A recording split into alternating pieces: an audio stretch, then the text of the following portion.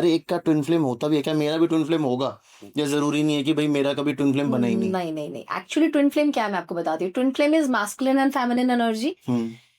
हमारी masculine and feminine energy हमारे अंदर है। जो ट्विन फ्लेम जर्नी में आए हैं उनकी डिफरेंट है। ओके। एक में मास्कुलिन, एक में फेमिनिन एनर्जी, इसीलिए तो वो मैग्नेटिक पुल है। और मुझे बताइए कि अगर मैं आपको आधा कर दूं तो हम कितना तड़पेंगे, हम कितना परेशान होंगे। ये तड़प है उनकी लाइफ में।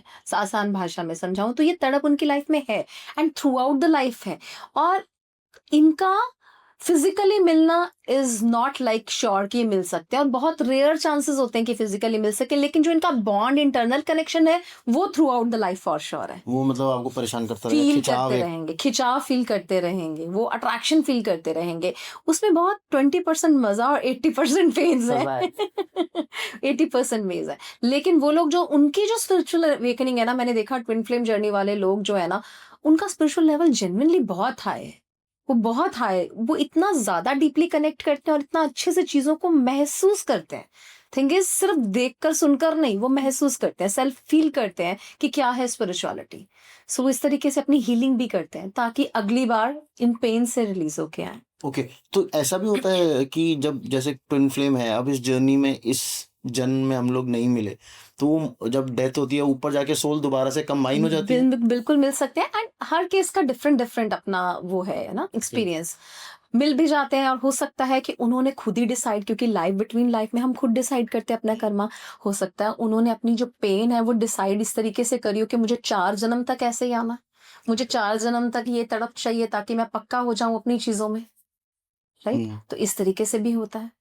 तो जैसे आपने बताया कि उनको पेन होना जरूरी है टू, हाँ, किसी को भी पेन फॉर द होना बहुत स्पिरिचुअल जरूरी। एनहांसमेंट, तो यस। क्या सोल के लिए ट्रॉमा जरूरी है to grow as a, like उसकी तरफ जाने के लिए, मोक्ष की तरफ जाने के लिए? पेन, ट्रॉमा, जो प्रॉब्लम्स हम फेस करते हैं इस देखिए, जन्म में। बिना डर के तो हम कुछ नहीं सीख पाते। आपने गाड़ी सीखी होगी फर्स्ट टाइम तो डर होगा कहीं मेरी गाड़ी ठुक ना जाए, मैं बहुत ध्यान से चलाऊं। बिना डर के तो हम कुछ सीख ही नहीं पाते। तो कुछ सीखने के लिए कुछ डर जरूरी है डेफिनेटली। कोई पेन जरूरी है कुछ पाने के लिए, सरेंडर एंड सेक्रीफाइस जरूरी है कुछ पाने के लिए।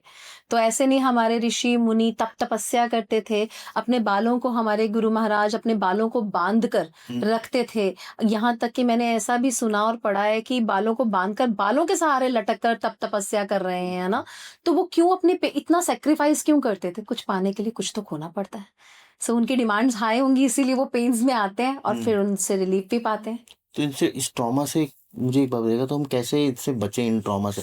क्या एक सोल इन ट्रॉमास के होते हुए भी अपने आप को पेन फ्री या ऐसा कुछ कर सकता है? कुछ ऐसी चीजें हैं? ट्रॉमास के होते हुए नहीं, ट्रॉमास को हील करने के बाद you will be able to get into spirituality, या फिर पीसफुल हो जाओगे आप ट्रॉमास को हील करने के बाद। तो कैसे हील करते हैं इन ट्रॉमास को? देखो, past life regression therapy is the best solution.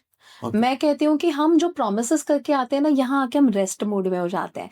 यार ये अच्छा लग रहा है, ये खरीदते हैं, गाड़ी खरीदते हैं, कपड़े पहनते हैं, यहाँ मूवी जाते हैं, ये करते हैं, वो करते हैं, हम रेस्ट मोड में आ जाते हैं इस जिंदगी के। Okay. तो पास्ट लाइफ एंड आकाशिक क्या है ना, उस रेस्ट से हमें जगाने के लिए एक डंडा है। फॉर एग्जाम्पल, एक कारपेट होता है, उसके ऊपर धूल पड़ी होती है ना, तो जब तक आप एक स्टिक से उसको मारते नहीं है ना, वो धूल वहीं थी, वो रेस्ट मोड में थी, वो धूल तब छोड़ेगी कारपेट को जब आपने उसके ऊपर स्टिक मारी। तो वो जो स्टिक है ना मारनी, वो डंडा जो है ना, वो आकाशिक और पीएलआर आपको याद कराने के लिए, जागो तुम ये करने नहीं आए थे, रेस्ट करने नहीं आए थे। सो वो हमें जगाने के लिए।